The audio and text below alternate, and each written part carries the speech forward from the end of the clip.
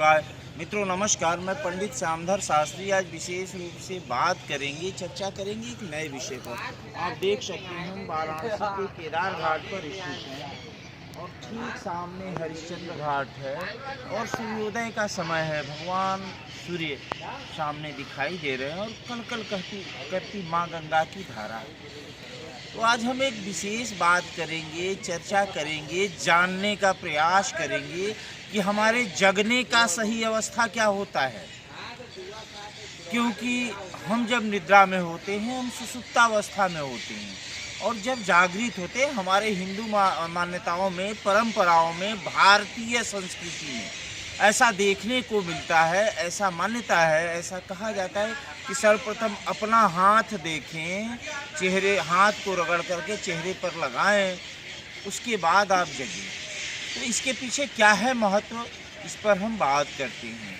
जैसा हम जानते हैं कि जब हम सोते हैं तो सुषुप्तावस्था में होते हैं और हृदय का स्थान बाएं तरफ होता है, यानी जो रक्त संचार है, जो कह लीजिए कि शरीर का जो इंजन है वो हृदय है।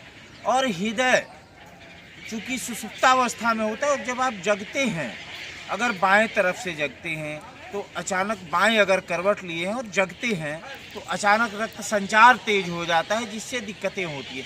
इसलिए हमेशा जगने का जो सही अवस्था है वो दाहिने तरफ पहले आप करवट लें, उसके बाद जगे और अपने हाथ को आप रगड़ें। चूँकि ऐसा देखा जाता है कि कई लोगों का नींद आहार निद्रा भय मैथुनम च, कई लोग 8 घंटे, 6 घंटे, 10 घंटे सोते हैं। जिसका जैसा दिनचर्या हो उस पर कुछ नहीं कहा जा सकता, लेकिन जब आप जगते हैं या जगने वाले होते हैं तो जब हाथ रगड़ते हैं आपस में, कहा गया है कराग्रे वसति लक्ष्मी, कर मध्य सरस्वती, कर मूले तु गोविंदा, सुप्रभात कर दर्शनम।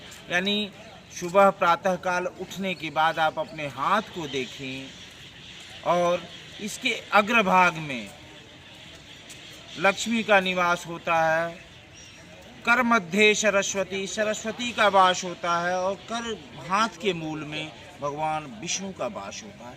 तो समस्त देवी देवताओं का वास होता है। और जब हम हाथ को ऐसे रगड़ते हैं तो सारी नसें क्रियाशील हो जाती हैं, हमारे शरीर के सारे नस एक्टिव हो जाते हैं, जिससे हम निरोगी होते हैं। और जगने का यह बेहतर तरीका है, क्योंकि बहुत सारे लोगों की मृत्यु, चूँकि रात में बहुत अच्छे से सोते हैं, लेकिन प्राकृतिक मृत्यु बहुत सारे लोगों का हो जाता है क्योंकि वो बाएं करवट उठते हैं। इसलिए प्रयास करें कि आप हमेशा जब जगें तो दाहिना करवट लेकर के जगें, तो आपके लिए बेहतर होगा। क्योंकि अलार्म से या घड़ी के सुई से जगना वो एक अलग की बात है। आपकी इंद्रियां अगर आप नियमित होते हैं तो आपको इंद्रियां स्वयं बता देती हैं कि अभी सुबह के 4 बजे हैं। तो जगने का यह बेहतर तरीका है। पुनः अगले कार्यक्रम में हम मिलेंगे, तब तक के लिए नमस्कार। ओम नमः शिवाय।